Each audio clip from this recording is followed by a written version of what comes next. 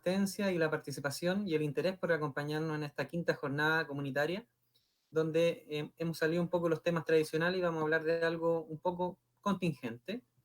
Es algo que ha ocurrido en algunos países, en Latinoamérica, y quisimos dedicar una jornada de conversación a este tema de cómo reaccionan los profesionales de la salud y los voluntarios también, que no necesariamente tienen que ser profesionales de la salud, cuando se producen conflictos sociales.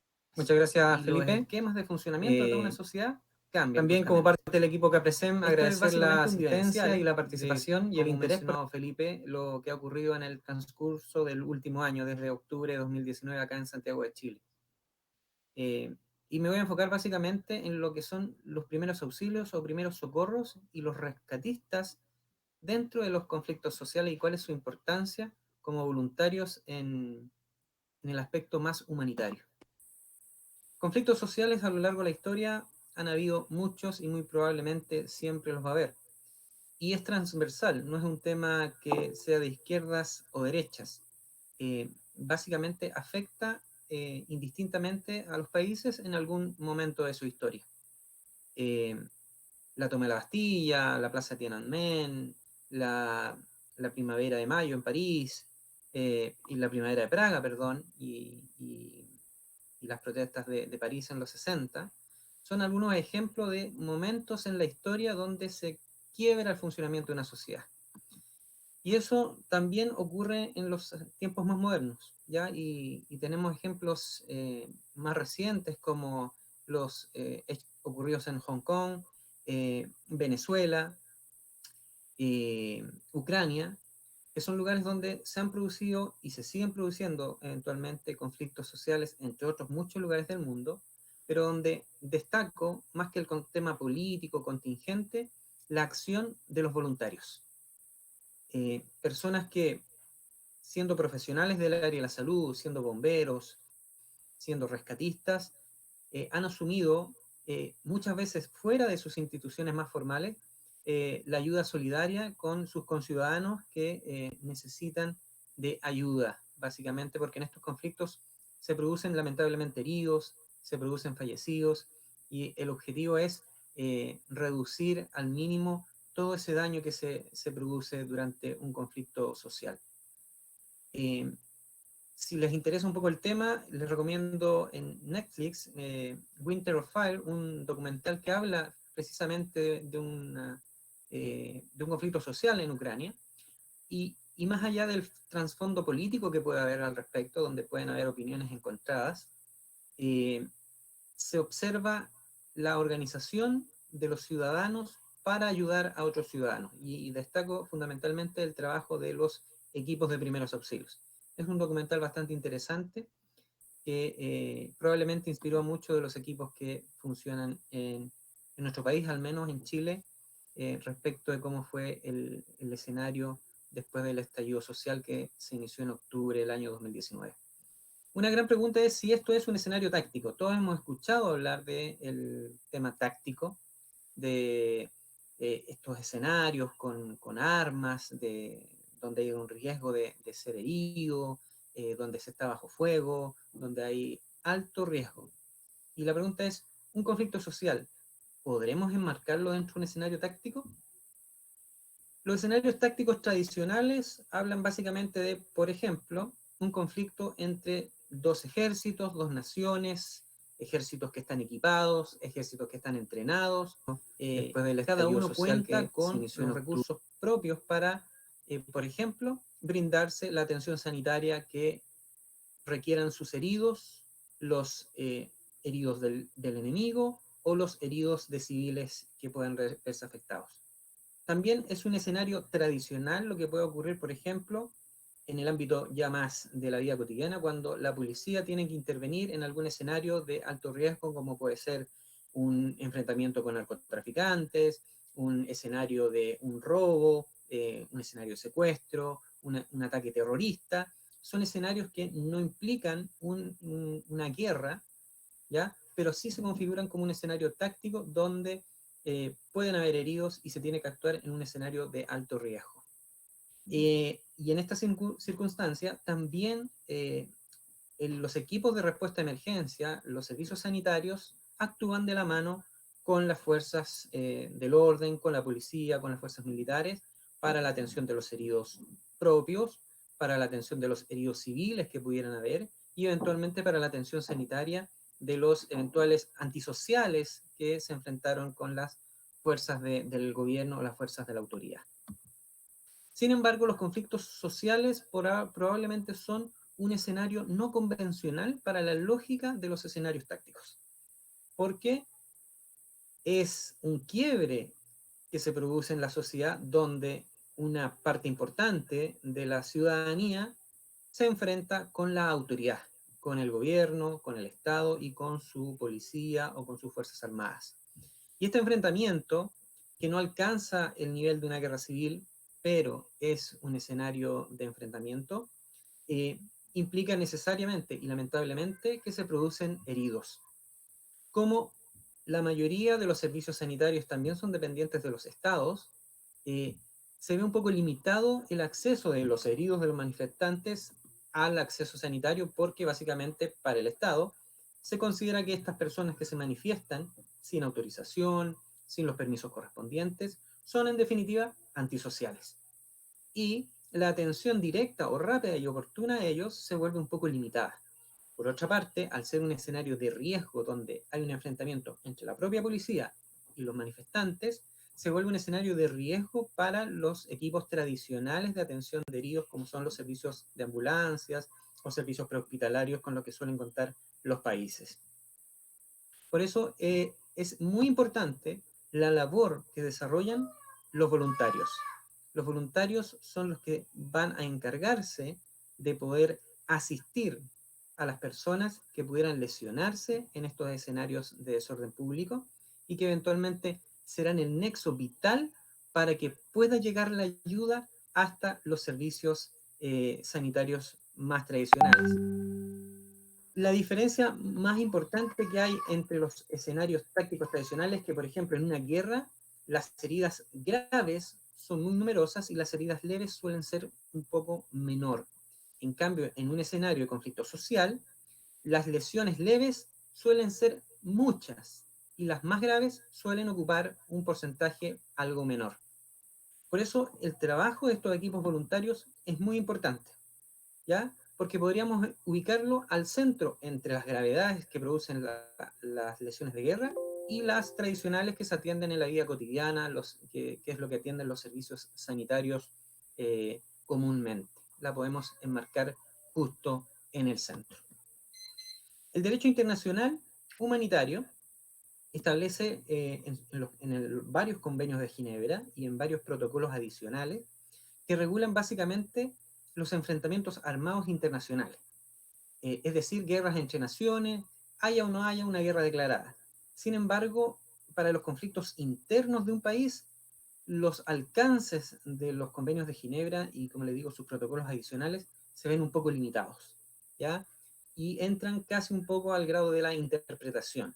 Sin embargo, sí hay algunos aspectos que están establecidos a nivel internacional, que, por ejemplo, señalan que las personas que no participen directamente en las hostilidades deben ser tratadas con humanidad, incluyendo las personas militares o no que hayan dejado de estar activos en los enfrentamientos como resultado de enfermedad, lesión o detención o captura. Los heridos y los enfermos serán recogidos y asistidos. Eso es un concepto clave del derecho internacional humanitario. La atención de los heridos y de los enfermos que se puedan producir. No pueden quedar abandonados. Y ahí es donde cobra vital importancia el trabajo que desarrollan los equipos voluntarios de los que vamos a comenzar a hablar ahora. En estos conflictos internos también tienen preponderancia por sobre los convenios internacionales las leyes internas de la respectiva nación. Y, por ejemplo, en la Carta de Derechos Humanos de Naciones Unidas, un punto muy importante y probablemente sobre el cual se basa la asistencia sanitaria y la razón de ser de estos equipos voluntarios que surgen espontáneamente en algunos escenarios como el que estamos hablando hoy de conflicto social, es que todos tenemos derecho a la vida. Cuando uno quiere conformar un equipo voluntario porque ve que los servicios sanitarios locales no tienen la capacidad de cobertura o lamentablemente por las circunstancias no pueden acercarse al lugar del conflicto, eh, el trabajo humanitario de estos equipos es vital. Pero hay ciertas recomendaciones que deben seguir estos equipos para mantener su trabajo y que este no se vea como un elemento que forma parte del conflicto. Es muy importante que los equipos mantengan la neutralidad, no sean beligerantes, es decir, quien brinda primeros auxilios está ahí por una convicción de ayudar al prójimo, no para aprovechar el momento en que no hay heridos para sumarse a la batalla, atacar al contrincante, no.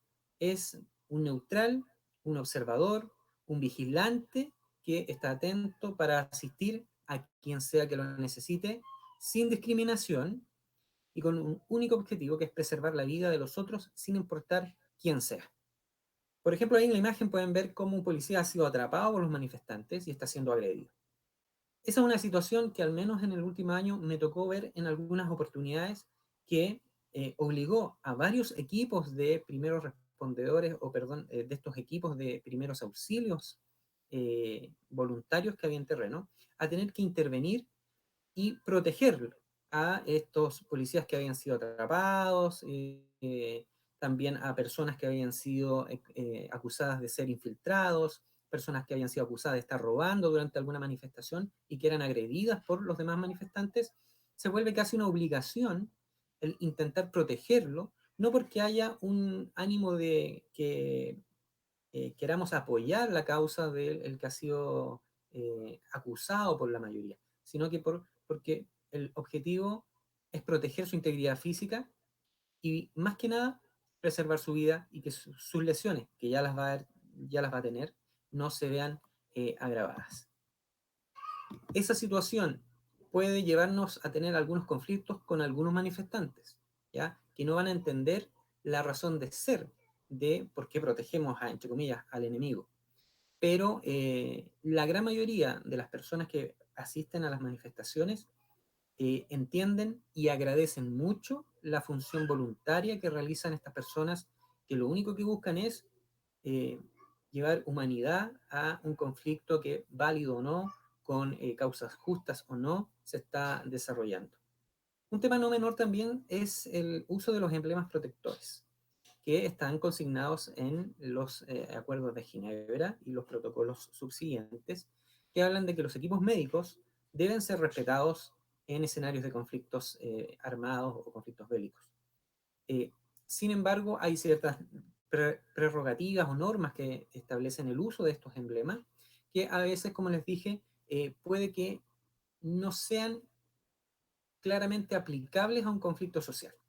Sin embargo, y afortunadamente, al menos en el caso de Chile, la gente reconoce estos emblemas y fundamentalmente el emblema de la Cruz Roja, que es la Cruz Roja con el fondo blanco, como lo establecen los protocolos, que es un emblema protector, que tiene que ser lo más grande posible y servirá para proteger lugares donde se presta asistencia sanitaria y para proteger a los equipos de respuesta sanitaria o de primeros auxilios. Hace un par de años atrás se incluyó, además de la media luna, de la Cruz Roja y de la Estrella de David, porque hay conceptos religiosos que también chocan a veces con estos emblemas protectores, se incluyó algo más neutro, que fue el diamante protector en color rojo, que es el que ustedes pueden ver en la línea media, que es también un complemento que se puede usar solo o con los otros símbolos ya más reconocidos como Cruz Roja, Media Luna o Estrella David, y lo que era antiguamente el león rojo. También otro emblema bien reconocible y que también se implementó por algunos roces con Cruz Roja Internacional respecto al uso y abuso que se daba un poco con el tema de la Cruz Roja, fue la estrella, y es la Estrella de la Vida, en color azul, que pueden ver ustedes abajo, que también es reconocida internacionalmente como un símbolo de los equipos sanitarios y equipos prehospitalarios, que eventualmente también es una buena forma de identificar y proteger a estos equipos voluntarios. Lo importante, más allá del símbolo que decidan utilizar, que es una polémica en la cual yo no voy a profundizar mucho, pero que existe, lo importante es que los equipos sanitarios establezcan un símbolo protector, y es la algo estrella de que la para vida, la en color mayoría de azul las que pueden ver ustedes personas abajo, se pueda que también entender es y reconocer reconocida como un sistema internacionalmente. que los identifica no como beligerantes, sino como equipos de atención sanitaria. Veíamos al principio en las fotografías de los equipos de prehospitalario o de atención de heridos que tenían una cruz verde. En algunos lugares, o acá en Chile también, algunos han implementado la cruz azul y de distintos colores. Lo importante es que los civiles locales y eventualmente la policía también, a la distancia, puedan reconocer que ustedes o ese equipo que está presente no está ahí de beligerante, sino que está básicamente prestando una ayuda humanitaria.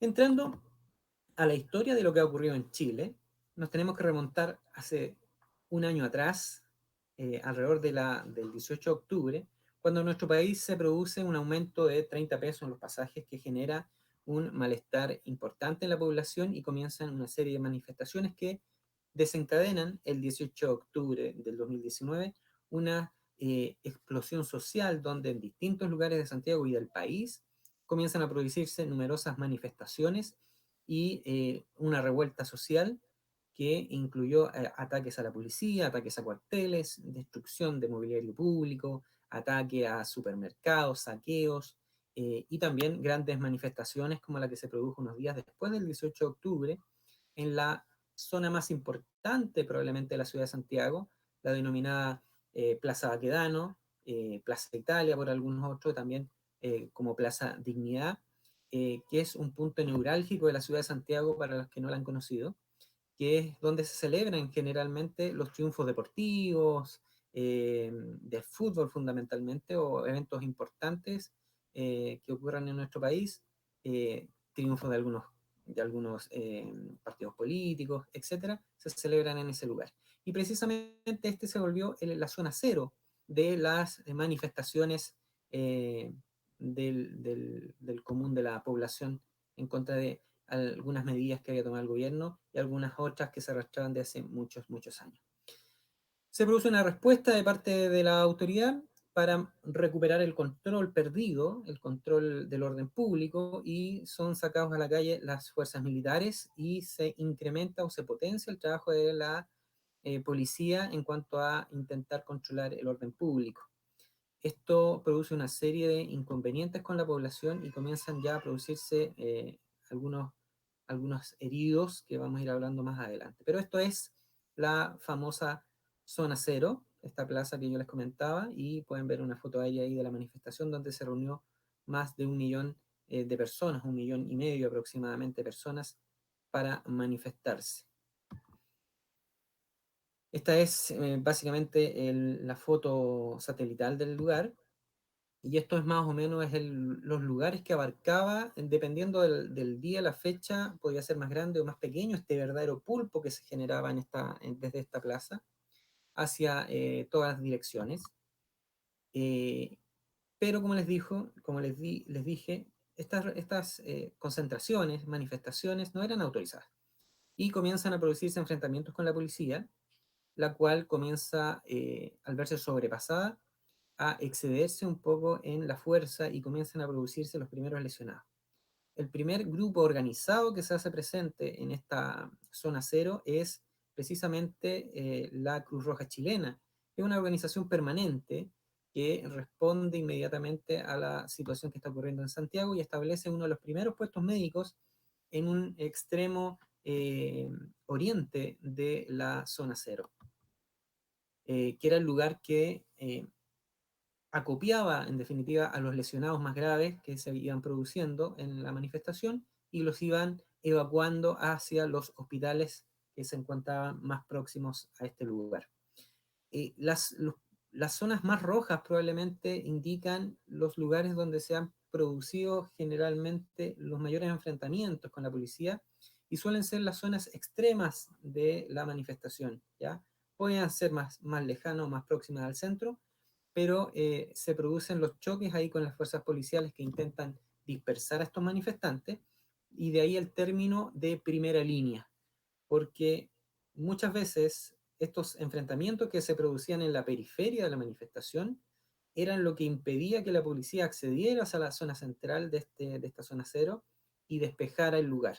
Por eso cobró gran preponderancia el concepto de la primera línea en nuestro país, y es precisamente en esos lugares donde comienzan a producirse los heridos más numerosos y más graves de las manifestaciones. Paralelo a la acción de la Cruz Roja, que hay que decirlo, se vio sobrepasada porque las manifestaciones comenzaron a generar gran cantidad de heridos, comienzan también a surgir voluntarios espontáneos. Gente que generalmente profesionales de la salud, estudiantes de medicina, estudiantes del área de la salud, comienzan a salir de manera voluntaria a las calles para colaborar en la atención de los heridos. Porque también Cruz Roja se limitaba a estar en el lugar, pero con relativa seguridad. Sin embargo, el conflicto que se producía en estas primeras líneas, donde se enfrentaban los manifestantes y la policía, solían estar un poco al abandono, y los heridos eran sacados de ahí por otros manifestantes y llevados hasta los lugares de atención de Cruz Roja, eh, pero comienzan, como les digo, a surgir estos grupos espontáneos que comienzan a equiparse de mejor manera, comienzan a surgir los escudos, que también se vuelve un símbolo que nunca se había visto en las manifestaciones en nuestro país. Y también ahí ustedes pueden ver que incluso al principio los voluntarios de salud se identificaban, por ejemplo, estudiantes de medicina andaban con su delantal blanco, ¿ya? Y otros profesionales de otra área se trataban de identificar de la mejor manera posible, pintando banderas con la Cruz Roja en sus prendas de vestir o usándolas como brazaletes.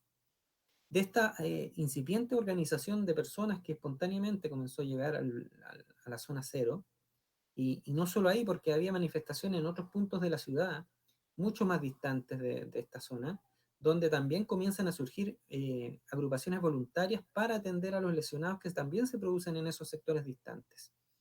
En esta fotografía hay solo algunos, la verdad es que es una cantidad muy numerosa, y también aprovecho la oportunidad de rendir un homenaje a estas organizaciones que han surgido. eh, no están todas, como les digo, me hubiera gustado tener una fotografía de todas, pero con estas que logré reunir espero simbolizar y agradecer un poco este trabajo voluntario. Aquí hay bomberos, ¿ya? Que en forma anónima, sabemos que son bomberos por básicamente su equipamiento y por parte de su consigna en sus escudos, pero lo hacen de manera anónima porque la institución de bomberos en Chile se mantiene neutral y ajeno a estas manifestaciones. También en la parte inferior, derecha inferior, pueden ver a eh, funcionarios del SAMU metropolitano. El SAMU metropolitano es el Servicio de Atención Prehospitalaria de Chile.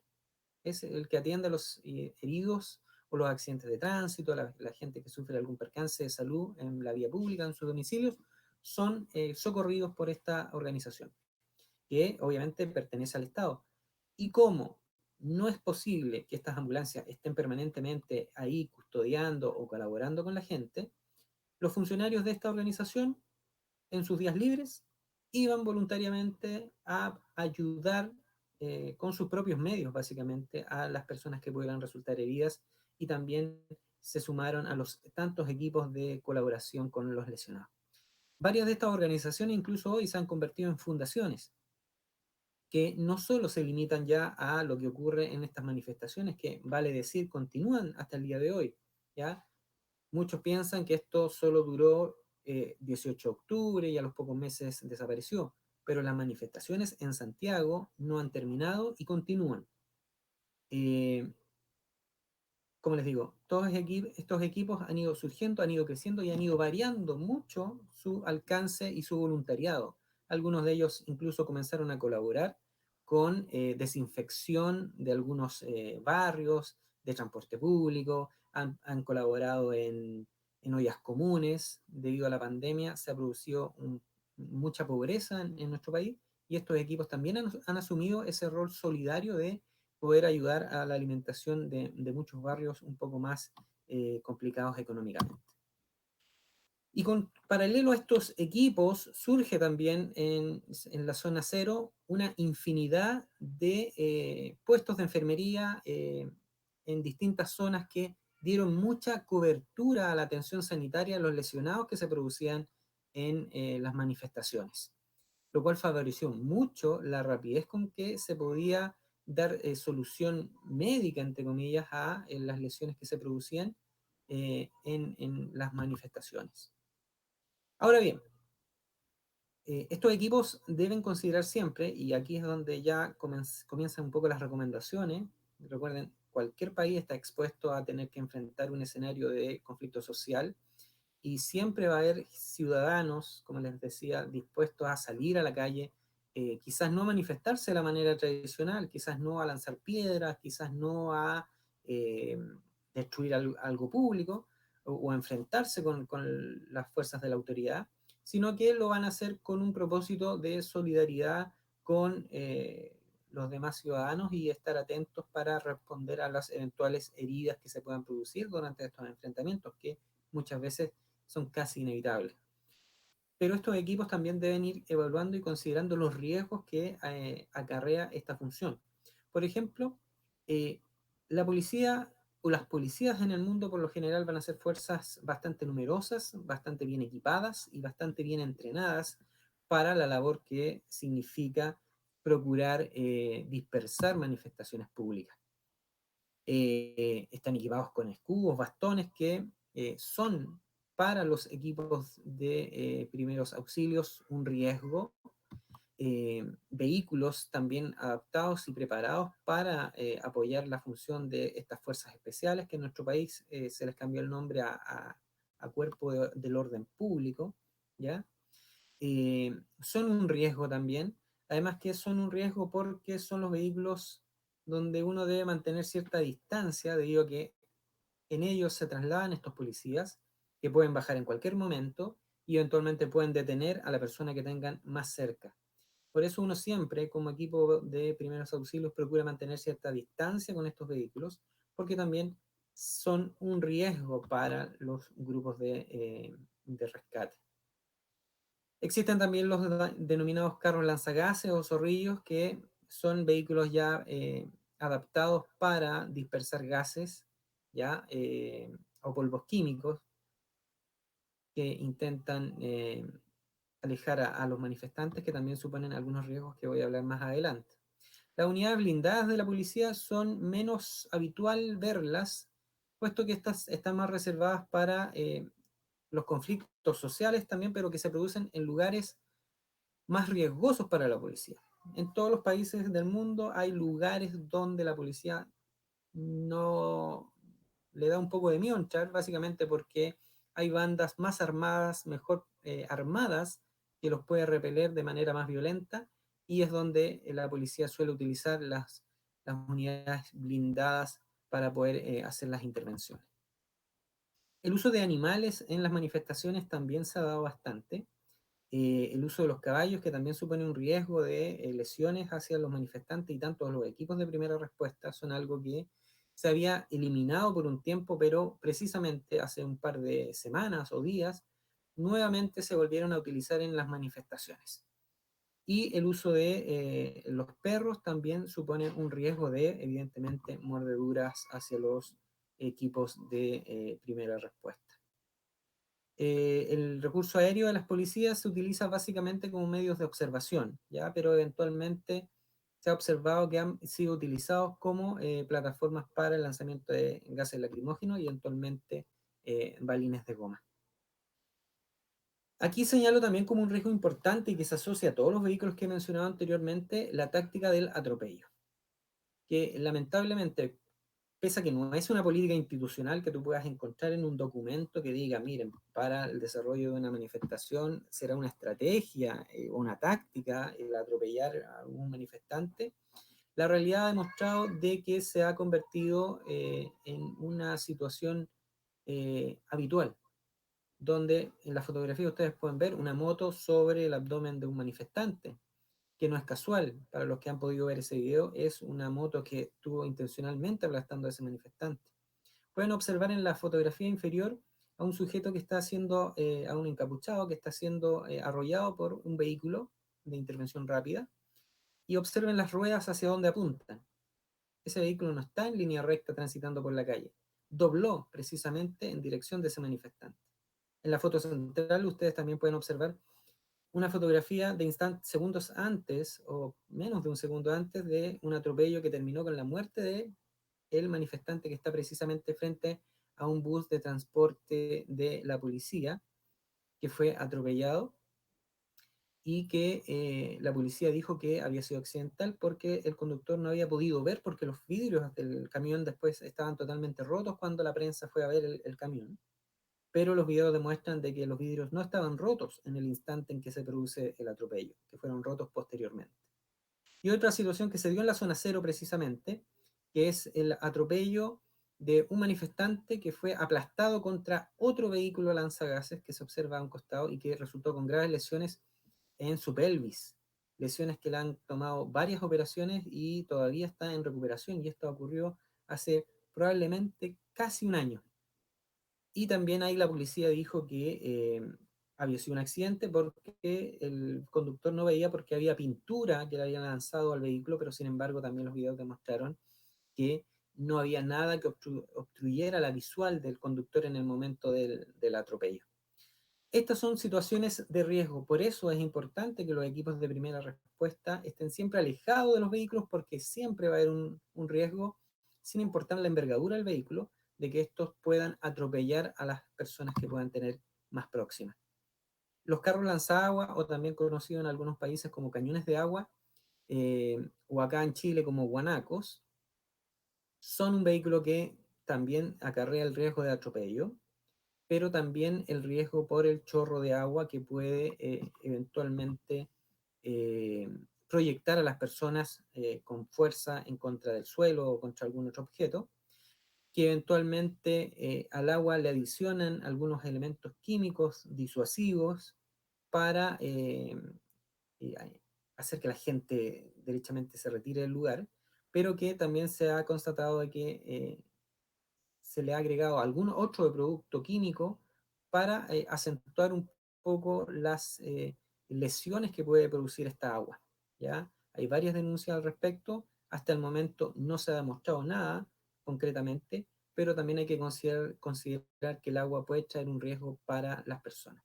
Y otra forma de riesgo asociado a los carros lanzagua es que muchas veces los chorros son lanzados al suelo con el único propósito de que todas las piedras que están en el lugar sean proyectadas con fuerza en contra de las personas que están al alrededor. ¿Ya? Eso también supone un riesgo que hay que tomar en consideración cuando uno esté cerca de estos vehículos de gran tamaño. Las escopetas de antimotines sí que fueron un tema en nuestro país.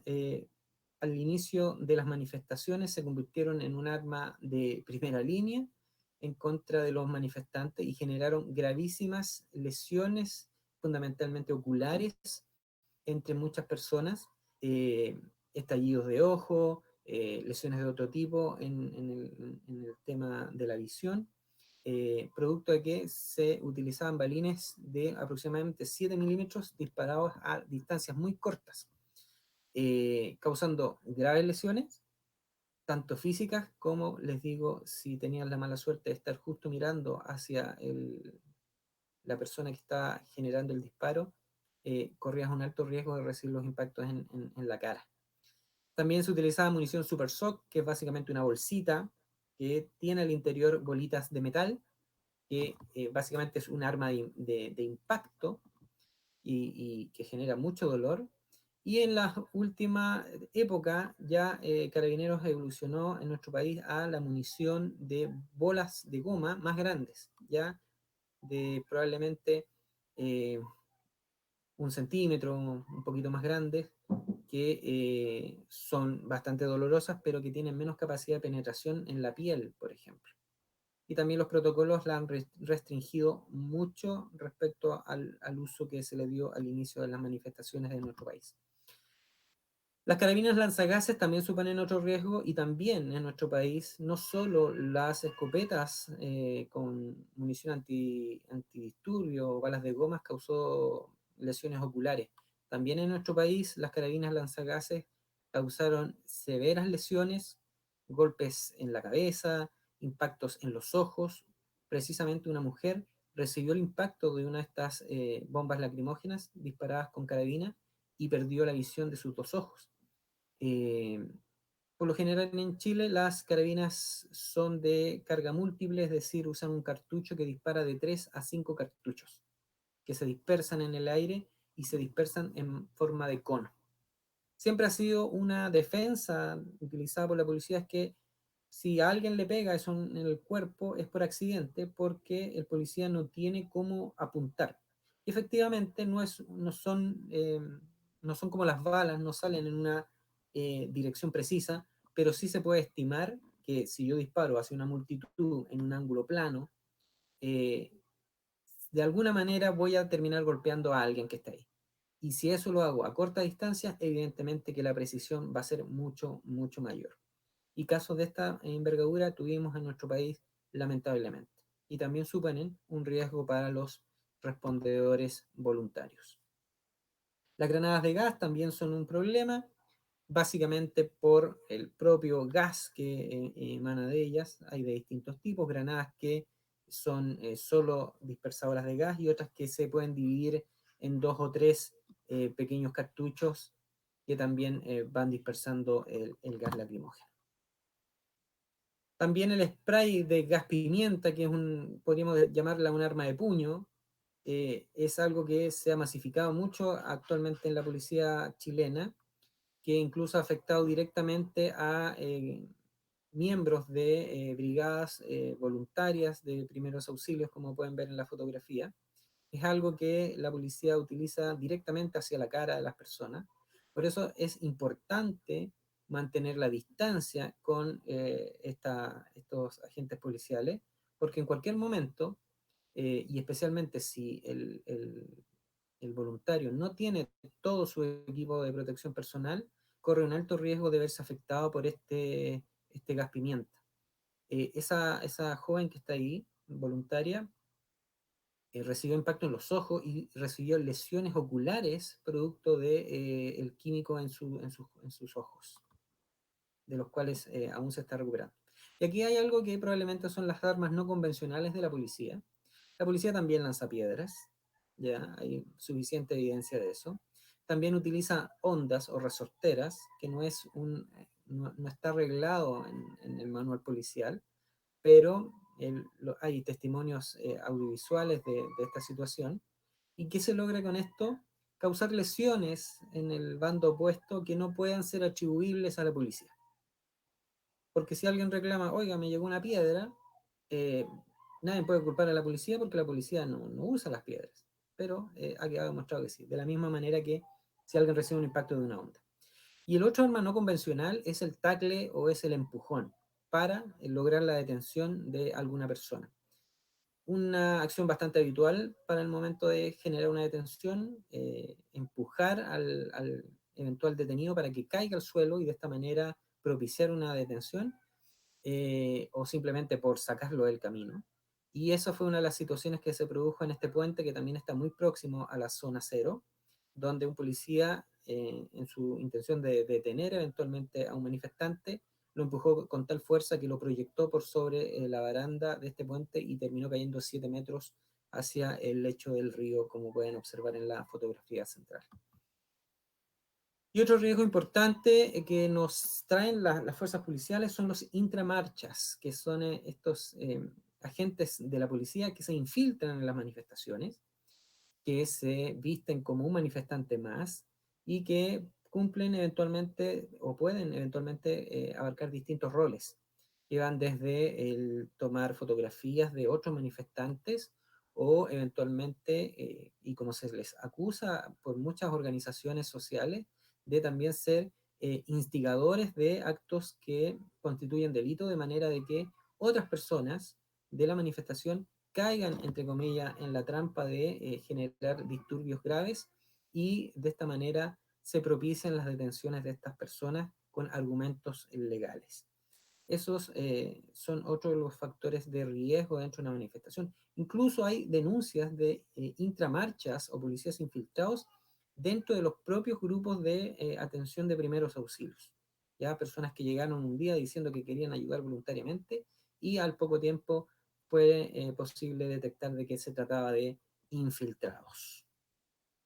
Hay riesgos del entorno, La fisonomía de la ciudad cambia eventualmente tras cada manifestación porque los manifestantes buscan propiciarse de materiales para enfrentar a la policía y comienza un deterioro del espacio público que se vuelve un riesgo de caídas, un riesgo de esguince, un riesgo de tropezar con todos estos daños a la vía pública, que incluso se profundizan cuando se retiran las tapas de algunas alcantarillas. Precisamente en la fotografía de la izquierda ustedes pueden ver una tapa de alcantarilla que ya no estaba, producto de las manifestaciones, y en la cual cayó y falleció un manifestante. También los equipos de primera respuesta deben estar atentos a estos riesgos del entorno, así como los eventuales daños que pueden haber, postes caídos con riesgo de que estén electrificados y puedan afectar a las personas, eh, y bueno, todos estos materiales que están tendidos en lugares no habituales con los cuales podríamos accidentarnos. Las barricadas son un gran riesgo, especialmente estas barricadas que son realizadas con fuego, porque eventualmente los manifestantes a veces no miden los riesgos de las cosas que arrojan en estas verdaderas fogatas. Y en lo personal me tocó atender a varios lesionados por quemaduras, producto que alguien arrojaba un tarro de pintura y a los pocos minutos estallaba en el momento en que otra persona iba transitando por el lugar y la pintura y el fuego envolvía a esta segunda persona que iba pasando, causando quemaduras importantes porque por lo general los manifestantes no suelen ir muy cubiertos, como en la fotografía suelen ir a torso descubierto y evidentemente el fuego les afecta mucho más. O se pueden producir situaciones de tal riesgo como la de la fotografía de la derecha, donde afortunadamente en una fogata que ya se estaba apagando, eh, arrojaron un cilindro de 45 kilos de gas que obviamente supone un riesgo eh, importante. Los animales en la vía pública, que suelen ser parte de la cotidianidad, también se vuelven un riesgo menor probablemente, pero eventual de ser mordido, puesto que el perro reacciona al entorno y no sabe bien quién es bueno y quién es malo y podría morder a cualquiera.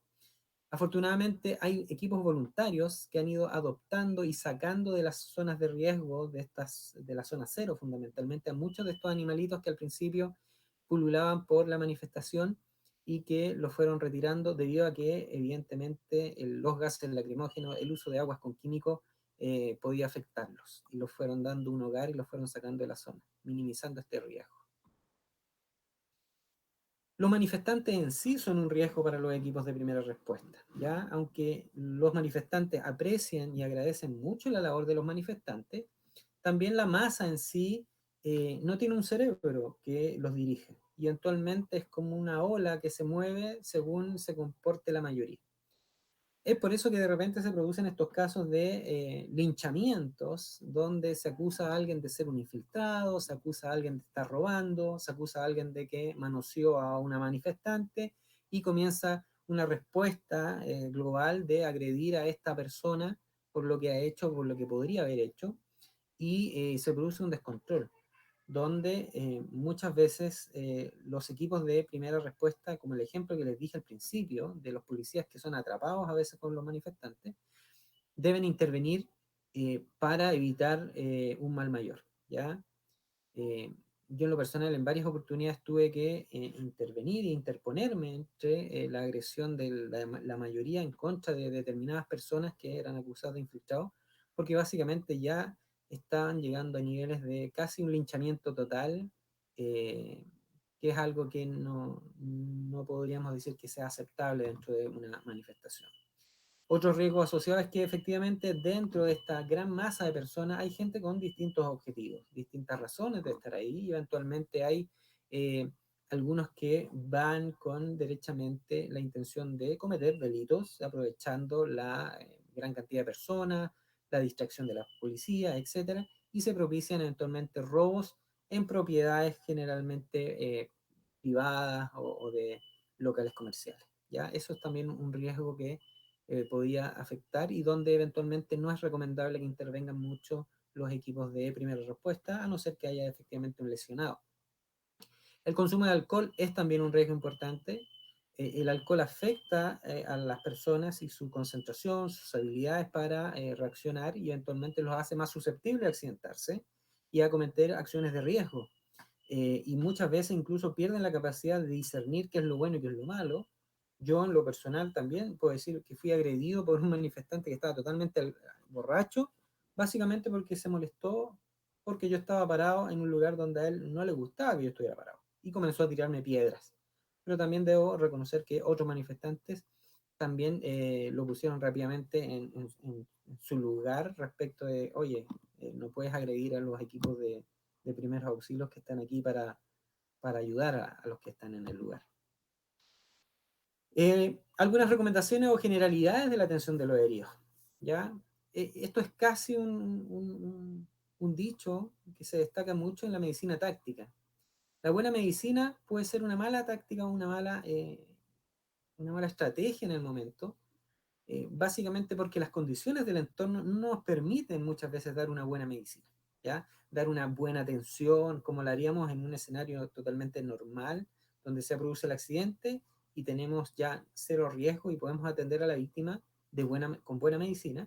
Puede que el escenario no me permita dar esa buena medicina, ¿ya? Por eso se habla que podría ser una mala táctica.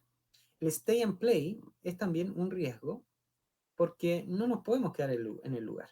Por eso siempre debemos considerar el scoop and run, o sea, tomar al herido y abandonar rápidamente el lugar, tomando en consideración las eventuales lesiones que éste pueda tener, y de esta forma poder llevarlo a un lugar donde le podamos dar una atención más adecuada. Por ejemplo, las heridas leves las vamos a atender en un lugar seguro, ¿ya? No en el lugar donde se han producido las lesiones, en especial para los equipos que trabajan en la proximidad de la primera línea. Los heridos más graves los atenderemos en los puestos médicos que estarán mejor equipados y más protegidos, ¿ya? Hay que recordar que los escenarios en manifestaciones públicas son muy cambiantes. En un momento un sector puede estar controlado por los manifestantes y al siguiente minuto puede estar controlado por la policía. Por ende, debo procurar que la atención de los heridos más complicados o más graves la realice en un lugar más neutro, donde no pueda haberse afectado por este movimiento que se produce en cuanto a la policía, avances de la policía o retroceso de esta. La zona roja o caliente, o también denominada la zona de amenaza directa, también se vuelve una zona de trabajo, ¿ya? En la medicina táctica se suele decir que en la zona roja, ¿ya? Eh, se realizan mínimas acciones y básicamente es agarrar al herido ahí y salir de ahí. En los escenarios de conflicto social, a veces hay que hacer un poquito más en la zona roja, pero siempre procurando salir lo más rápidamente posible del lugar. Respecto de los equipos de rescate o socorro, trabajar siempre en equipo es la mejor alternativa y mientras más miembros tenga el equipo, mayor es la seguridad que se pueden proporcionar unos a otros. Siempre el binomio como mínimo, o sea, siempre debemos por lo menos asegurarnos un partner, una pareja que esté permanentemente con nosotros. Eh, Importante reducir la silueta y buscar buenas coberturas. Cuando hablamos de reducir la silueta es con no ofrezca tanto blanco a cualquier cosa que le pueda caer encima. Le puede llegar balines, le pueden llegar bombas lacrimógenas, le pueden llegar chorros de agua, le pueden llegar piedras, ¿ya? Porque uno también se ve expuesto, entre comillas, al fuego amigo, ¿ya? A esa piedra que arrojó a alguien que quizás no tiene tan buena puntería y que le puede caer a usted. Muévase como un ratón, idealmente por las paredes, siempre por la orilla, teniendo una protección a su espalda y observando siempre lo que ocurre a su alrededor. Siempre considere la dirección del viento. La dirección del viento es muy importante, especialmente en las ocasiones en que se hace gran uso de las bombas lacrimógenas que dificultan la respiración y dificultan la visión. La calle siempre será un lugar peligroso y lo vimos y lo mencionamos anteriormente. El estar parado en la calle, al medio de la calle donde se supone transitan vehículos, es un riesgo aunque el tránsito esté cortado, porque la policía va a mover sus vehículos por el lugar. Y si a usted lo atropellan en la calle, es un tema legal básicamente, ¿ya? Uno dirá, no, el policía me atropelló intencionalmente, pero legalmente yo no tendría por qué haber estado parado en la calle. Es como un juego bastante cruel, ¿ya? Pueden decir, no, pero ¿cómo se te ocurre? Si el policía le tiró, es evidente que se lo tiró. Sí, evidentemente, yo puedo presumir que lo tiró con intención, pero él nunca va a reconocer eso. Y eventualmente, el que no tendría que haber estado parado ahí, ¿quién era? El manifestante. Por eso los equipos de primera respuesta deben evitar la calle, moverse por las veredas y estar siempre a la defensiva. Defina los roles de su equipo, que cada uno de sus miembros tenga un rol claro, capacítelos y nivélelos para que todos tengan los mismos conocimientos y el mismo grado de entrenamiento, aunque no todos sean funcionarios o conocedores del área de la salud. Muchas personas han integrado a estos equipos voluntarios sin tener nunca el más mínimo conocimiento de primeros auxilios, por ejemplo, y sin embargo los propios equipos se han preocupado de capacitar y entrenar a estos miembros, que quizás no cumplen un rol muy importante en la atención directa de los heridos, pero sí cumplen roles importantes de protección a todo el equipo de trabajo y a los propios lesionados que vamos a ver más adelante. Siempre establezca puntos de reunión, lugares donde nos vamos a reunir si es que las circunstancias nos obligan a dispersarnos. No pierda tiempo discutiendo con la autoridad. ¿Ya? Muchas veces vamos a ser testigos de situaciones que no corresponden, que pueden ser probablemente ilegalidades, pero no puedo perder tiempo discutiendo con la policía porque también me expongo a que estos respondan violentamente en contra mío, ¿ya? Eh, Quizás pueda registrar, quizás pueda fijarme la placa, los números de identificación de policía, pero entrar a discutir qué es lo que hizo, qué es lo que no hizo, por qué lo hizo, lo único que hace es exponerme a un riesgo, que es, por ejemplo, lo que ocurrió con esta compañera que recibió el gas pimienta en la cara, que estaba demasiado cerca de estos policías y que eventualmente aprovecharon el momento de lanzarle el gas a la persona que tenía menos protección en ese instante. Procure contar con comunicación radial entre los miembros de su equipo y eventualmente mantenga una buena coordinación con otras brigadas para un apoyo mutuo. Hay situaciones muy graves, por ejemplo, el atropello del joven que fue aplastado contra otro vehículo, requirió el trabajo mancomunado de muchas brigadas que se comunicaron de esta situación y se reunieron en el lugar para propiciar la evacuación de ese lesionado.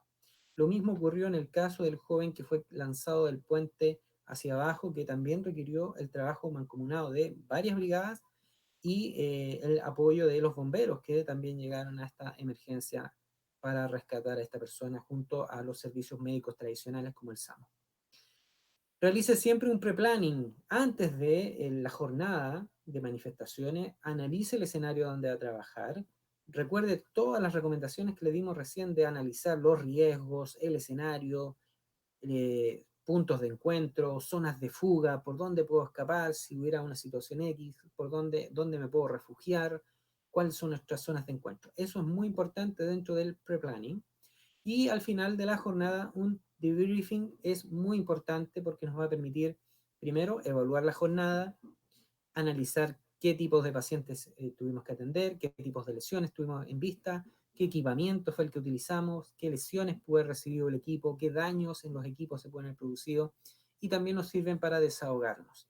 Hay mucho estrés implicado en esto, también hay grandes descargas de adrenalina, y es importante que el miembro de estas pequeñas organizaciones se liberen un poco de esa mochila que a lo largo les puede ir causando estrés y les puede ir generando traumas si no lo van manejando de buena manera.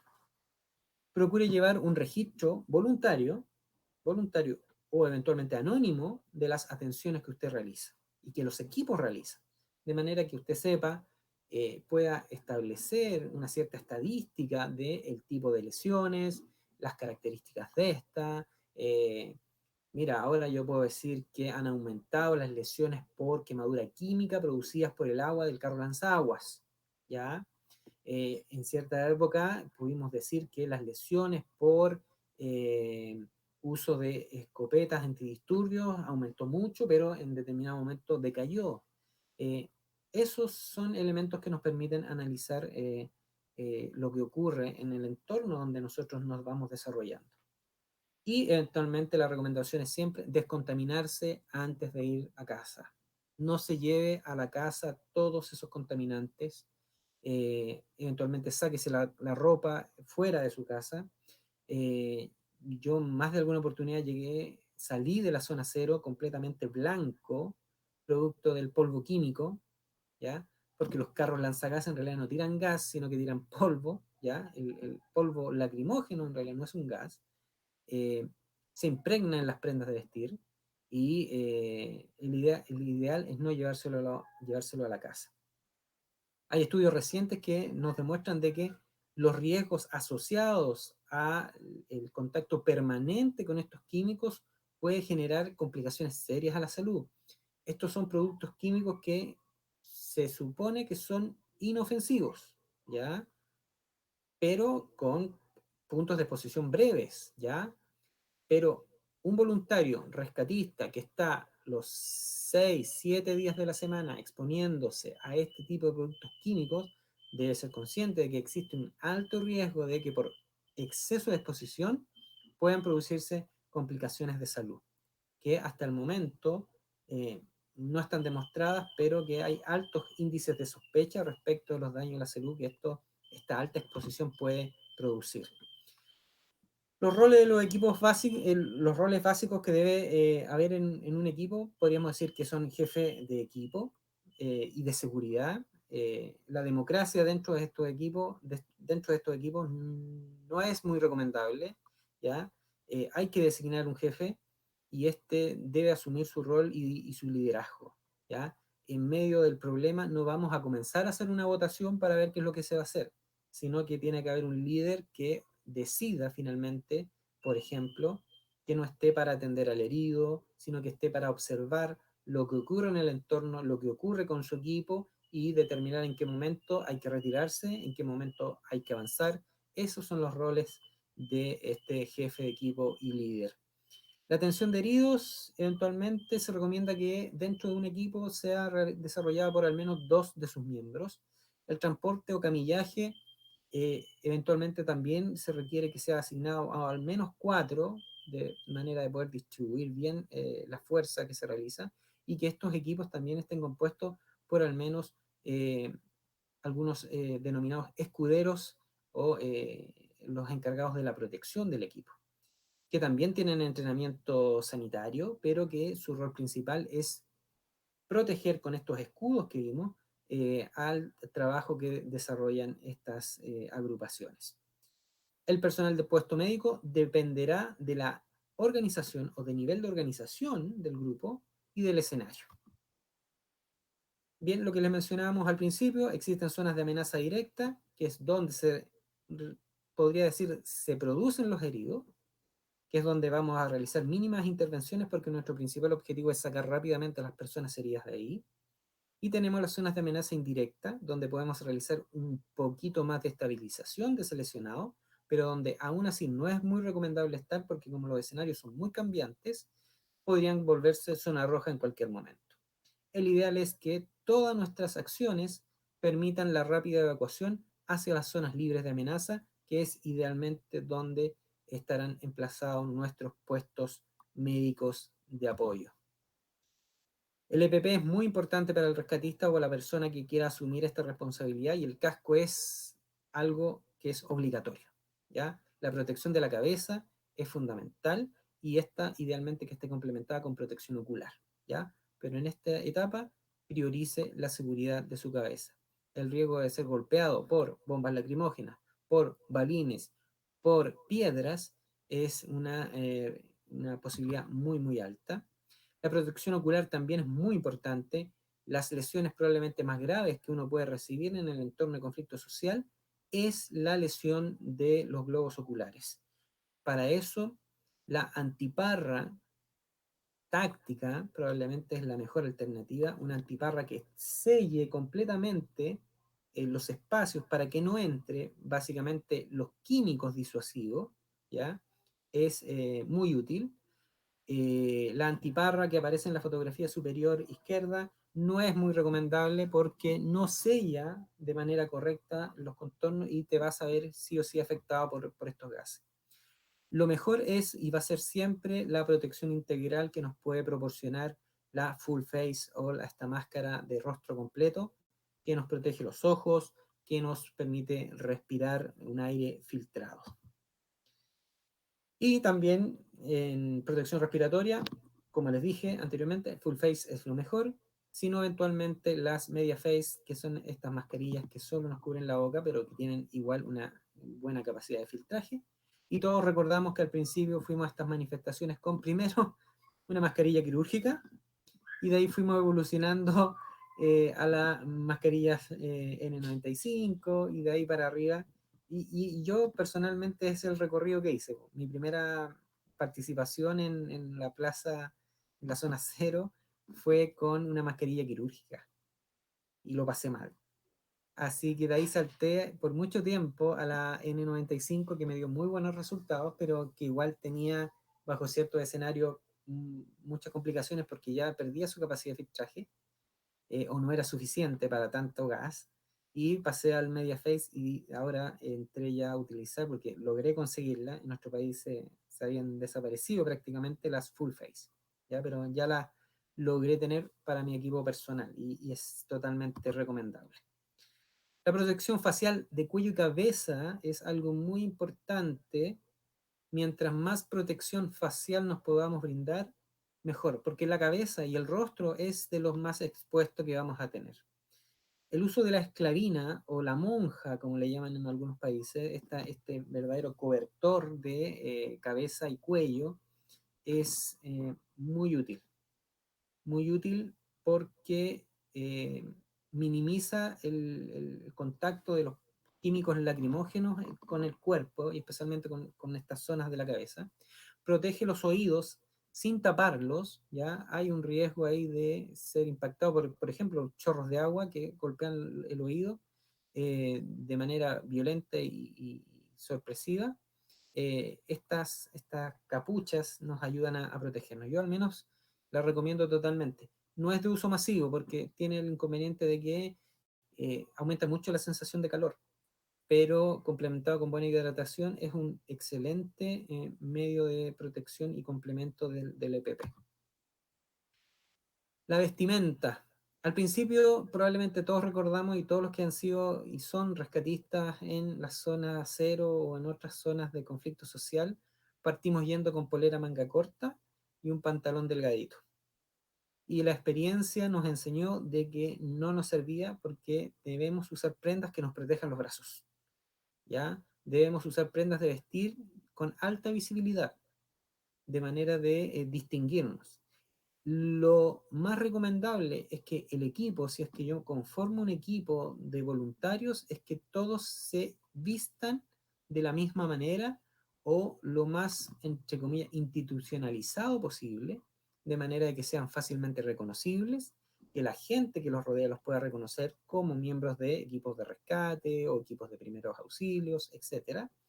Y esta visibilidad complementarla con colores llamativos y con wincha reflectante, puesto que muchas de las actuaciones también se desarrollan en la noche, cuando ya no hay luz, las luminarias de la vía pública generalmente ya no van a estar funcionando y resulta muy importante la utilización de ropa con alta visibilidad, complementado también con el uso de linternas que eventualmente es muy útil llevarlos en el casco. Los chalecos arnés tácticos también son una muy buena recomendación. Eh, es difícil encontrar en colores llamativos. Yo en lo personal tengo la suerte de tener la chaqueta amarilla que aparece en la fotografía, muy práctica, pero eventualmente estas arneses tácticos que se utilizan mucho, por ejemplo, en, el, en los juegos de simulación de guerra que se hacen, eh, permiten llevar mucho material. Eh, el andar con bolsos o mochilas es un poco incómodo a veces. Es más práctico llevar todo cerca y encima, porque además el llevarlo encima me genera un elemento protector, ¿ya? Es como casi un chaleco antibalas, pero no a ese nivel, pero que me va a permitir protegerme, por ejemplo, de impactos de bombas lacrimógenas, impactos de piedras, impactos de balines, ¿ya?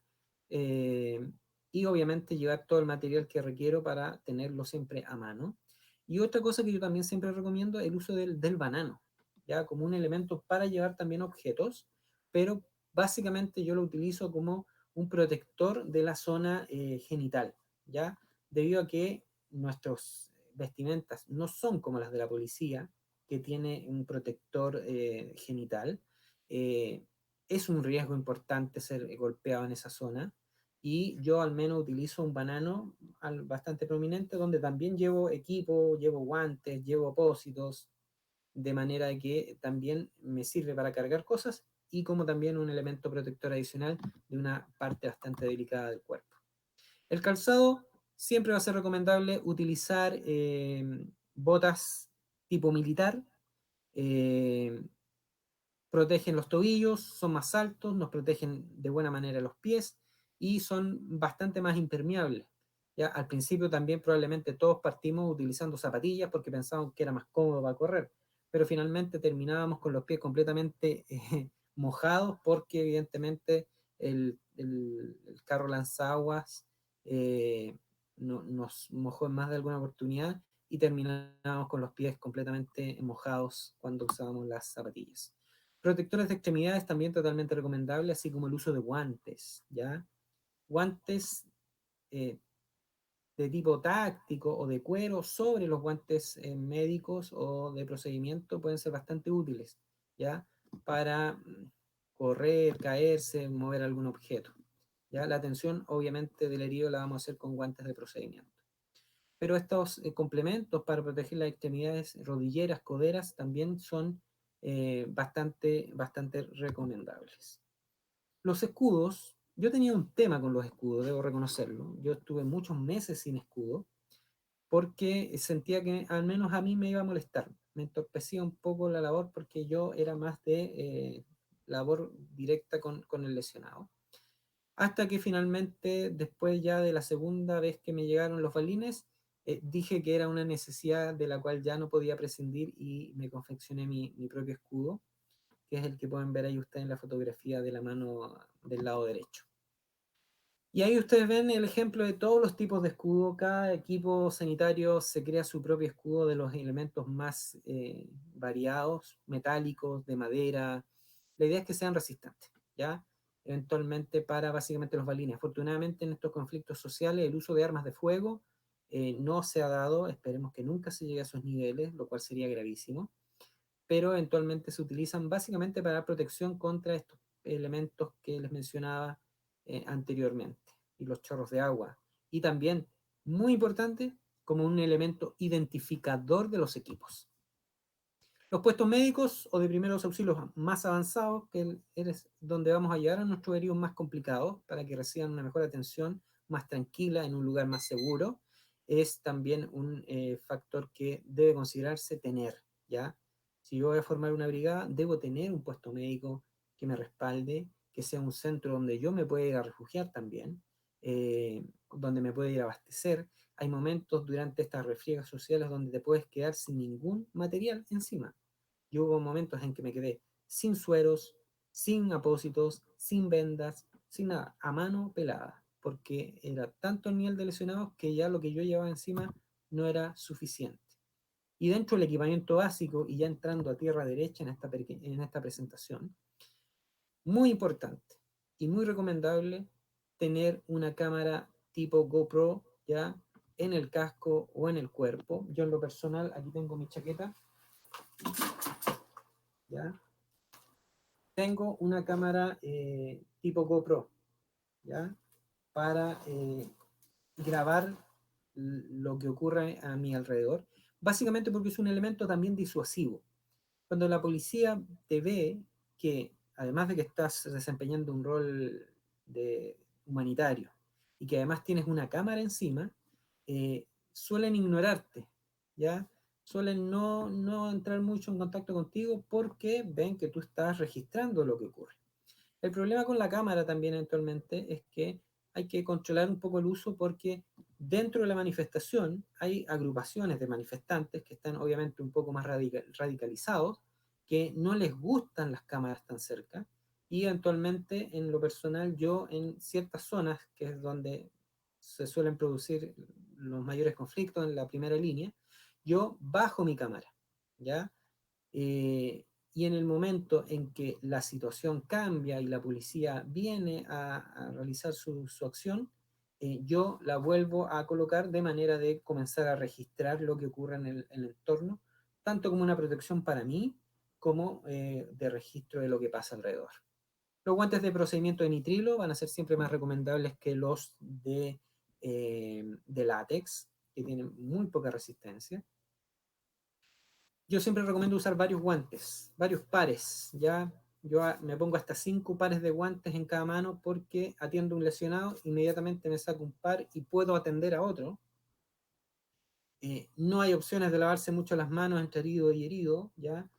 Por eso el uso y este retiro de guantes, yo en algunos momentos llegué a tener que atender a 4 personas de seguido y ya no pude seguir atendiendo porque ya no tenía guantes para atender rápido y yo me tenía que alejar y volver a equiparme antes de poder seguir atendiendo. Por eso es esa la recomendación. Y eventualmente andar sobre ellos con algún guante más protector, más resistente y sacármelo cuando yo tenga que atender a algún lesionado. Las mascarillas quirúrgicas o N95, tenerlas también dentro de mi equipamiento para básicamente proporcionárselas al lesionado que yo pueda estar atendiendo que a lo mejor perdió su mascarilla, especialmente en estas épocas de contingencia por COVID-19. El uso o el tener apósitos es importante, vendas, sueros fisiológicos, y en este aspecto yo siempre recomiendo que anden con sueros grandes, ya no con el suerito pequeño de 20 cc, porque en realidad si tú vas a hacer una curación en una herida por balín, el tirarle 20 cc en realidad no es mucho lo que vas a limpiar por arrastre. Por eso yo en lo personal al menos he optado por sueros más grandes, de 100 cc hacia arriba, de manera que yo aplico un lavado por chorro directo más eficiente que solamente humedecer la herida y taparla. La tela o el transpore o micropore, torniquetes comerciales, también es muy importante tenerlos dentro del equipamiento. Eh, es muy útil un saturómetro eventualmente, me puede ser de utilidad, una tijera de trauma para cortar ropa, y férulas moldeables es parte también del equipamiento que yo al menos tengo en mi chaqueta junto a una botella de agua o una bolsa de hidratación, que es tanto para uso personal como para eh, enfriar quemaduras, ¿ya? Como les mencioné anteriormente, me tocó atender a varios quemados producto de lesiones que se producían en las barricadas, producto de explosiones de contenedores de pintura. Y en una oportunidad la botella de agua que tenía yo la utilicé para enfriar en los primeros minutos lo que la quemadura de uno de los lesionados. Hay equipo intermedio y probablemente esto ya dependerá del equipo, del nivel de conocimientos, de entrenamiento, de capacitación de este, pero las cánulas orofaringeas de todas las medidas pueden ser de utilidad, un kit de oxigenoterapia que algunos equipos tienen, desfibrilador también es una herramienta útil si es que es posible tenerlo. El riesgo de un paro cardíaco en el lugar in situ es muy, muy alto. Las bolsas de resucitación, al menos adulta, con filtro EPA, también si se puede, y un toma presión también podríamos considerarlo como un equipo intermedio que podrían estar básicamente en los puestos de enfermería. Vamos a ver todo tipo de lesiones, no vamos a profundizar esto porque básicamente son ya temas de primeros auxilios, no varía mucho la atención básicamente, solo que debemos contener la hemorragia, evitar la contaminación y sacar rápidamente el lugar para que sea en los puestos médicos donde se desarrolle la atención más propicia o que desde ahí se derive hacia un centro asistencial. ¿Ya? No hacemos atención in situ, no caigan en la tentación de usar una pinza para tratar de sacar un balín que quedó incrustado en medio de la batalla, sino que procuren que eso sea derivado a, si no, los puestos de enfermería, sea derivado a un centro hospitalario donde se puede realizar ese procedimiento de manera más correcta. Ante las quemaduras, enfriar de la mejor manera posible, por eso es muy útil tener sueros grandes, ¿ya? Por ejemplo, enfriar un brazo completo que se quemó con un suero de 20 cc no es muy útil. Ya con un suero de 500, a mí apenas me alcanzaba. Eh, Más que eso, no es mucho lo que podemos hacer, enfriar y cubrir con apósitos estériles y derivar también hacia nuestros puestos médicos en el lugar. Para el manejo de fracturas, lo mejor va a ser siempre las férulas tipo Sam Split, que son moldeables, que las podemos transportar, no ocupan mucho espacio, etcétera. Aunque si existen otro tipo de férulas y se pueden transportar, bienvenidas sean. Vamos a estar en presencia de traumas graves. Eh, lo importante es tomar en consideración los riesgos del entorno y dar la mejor medicina posible al lesionado. Y lo que le mencionaba, el peor escenario que probablemente se pueda dar es un PCR en medio de una manifestación, y es algo que lamentablemente ocurrió en esta zona cero, eh, creo que en más de una oportunidad, eh, porque en realidad es muy difícil dar una RCP de calidad en un entorno de estas condiciones, ¿ya? Pero sea cual sea las condiciones, procuraremos dar la mejor RCP de calidad que sea posible y disponer de la evacuación de ese lesionado. Probablemente este es el único escenario donde el run es, el scoop and run de un PCR es mejor alternativa que hacer el RCP in situ, ¿ya? Como debiera hacerse con un equipo de atención prehospitalaria avanzado. Porque básicamente no puedes hacer algo de calidad en un ambiente lleno de gases lacrimógenos donde tienes a manifestantes y policías enfrentándose. Al menos dentro de la ambulancia probablemente tengas un escenario mucho más propicio para dar una RCP de calidad. Para terminar, medios de evacuación, la mejor y más recomendable pueden ser y más útil son básicamente las mantas de transporte de lona. Yo en mi chaqueta, en la parte posterior, tengo una manta de lona también, asequible en caso de ser necesaria. Aunque cualquier medio de transporte puede ser de utilidad, liviano, por ejemplo, las camillas scoop, las tablas largas, las camillas plegables o estas camillas de transporte para terrenos más agrestes que tienen una rueda, son herramientas muy útiles para el transporte rápido de los lesionados para sacarlos de las zonas de mayor riesgo. Sin mayor abundamiento, simplemente ya llego al final de esta presentación, eh, llamándolos a no olvidar lo siguiente: cuando ocurra lo peor, no nos elevamos al nivel de nuestras expectativas, sino que caemos al nivel de nuestra preparación. Es muy importante que este análisis del escenario que ustedes hagan del conflicto social que se pueda estar produciendo en su país, ¿ya? En determinado momento, ustedes analicen los riesgos y se preparen de la mejor manera posible. Se capaciten constantemente y entrenen a sus partners, a sus compañeros, de manera de que su preparación esté al nivel de las situaciones con las cuales se van a enfrentar y no que se vean sobrepasados por el escenario. Esto lo dijo Arquiloco, un poeta griego, hace muchos, muchos, muchos años. Por mi parte, es lo que les puedo exponer en esta hora y 20 minutos que nos hemos tomado hoy para revisar lo que es la atención de lesionados, los primeros auxilios en un escenario de conflicto social, o como en nuestro país le llamamos, un trabajo en la zona cero. Eh, no sé si estás, Felipe, por ahí.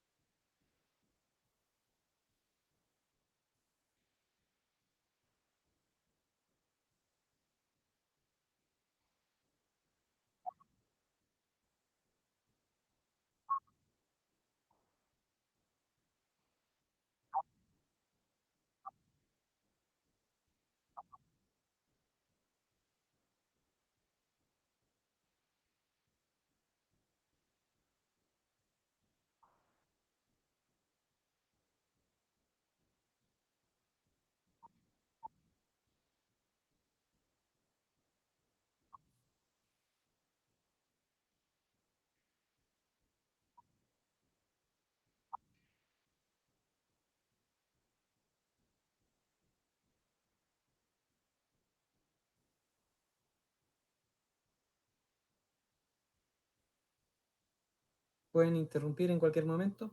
Miren, yo básicamente, adelante. Sí, básicamente. Bueno, un cordial saludo, compañero. Me presento, Héctor Rodríguez, desde Venezuela, director y gerente general de la Corporación Fénix y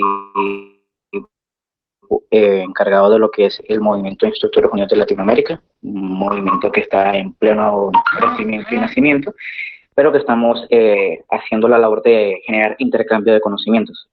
Realmente quería felicitarte por tu presentación, algo bastante compleja. Acotaciones desde mi experiencia personal dentro de las manifestaciones venezolanas por la misma situación del gobierno. Bueno, la parte de las radiocomunicaciones o el manejo de las comunicaciones, a veces no sé cómo sea allá en Chile, pero aquí por lo menos en Venezuela, el manejo punto a punto es una acotación bastante recomendable por el tipo de equipo para radiocomunicación. No sé si allá por el sistema que ustedes tengan es más una banda abierta, pero aquí por lo menos sí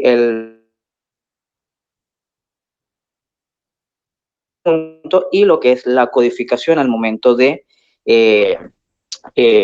los canales, porque por lo menos nosotros sí manejamos algún tipo de codificación internacional o por lo menos una codificación interna en dependencia de la organización voluntaria que está prestando el apoyo en este tipo de eventos o escenarios de hora cero. Correcto. Efectivamente, las comunicaciones radiales son muy importantes. La comunicación telefónica obviamente ser muy dificultada y además puede ser cancelada por la autoridad. Sin embargo, la utilización de medios de comunicación radial es una muy buena alternativa para estos grupos de respondedores en el escenario. El ideal, como dices tú, es que fueran a través de comunicación punto a punto o codificadas, ¿ya? De esta manera reducimos un poco el riesgo de interferencia, de infiltración, de que alguien esté escuchando nuestras comunicaciones. Y especialmente puede ayudarnos bastante también, como menciona, el uso de códigos, de claves, de manera de que sean solo los miembros de nuestra organización los que entiendan a qué nos estamos refiriendo, de manera de, por ejemplo, no estar siendo vigilados, no estar siendo espiados, o también eventualmente para no generar alarma pública, porque a veces podemos estar diciendo, oye, está ocurriendo tal situación, hay tantos muertos, tantos heridos, etcétera. Y eso también puede generar un poco de exceso de alarma si es que hay gente que está escuchando nuestras comunicaciones. Es una muy buena acotación. Por eso es muy importante la comunicación y la coordinación entre equipos, ¿ya? Esto no es algo que se va a dar entre grupos independientes, ¿ya? Que van a estar peleando unos con otros por ver quién atiende a un determinado herido. La misión aquí es trabajar en equipo, en conjunto y apoyarnos y coordinarnos de la mejor manera, ya sea persona a persona o a través de radiocomunicaciones, que es lo mejor. Incluso acá en Santiago se llegó a establecer una central de comunicaciones, ¿ya? Que coordinaba los distintos equipos que estaban desplegados en la zona cero, ¿ya? Tal brigada está en tal sector, tal equipo está en este otro, si había una emergencia mayor, esta central de comunicaciones se encargaba de movilizar a las demás brigadas hacia un determinado lugar. Así que excelente la acotación respecto al uso de las comunicaciones.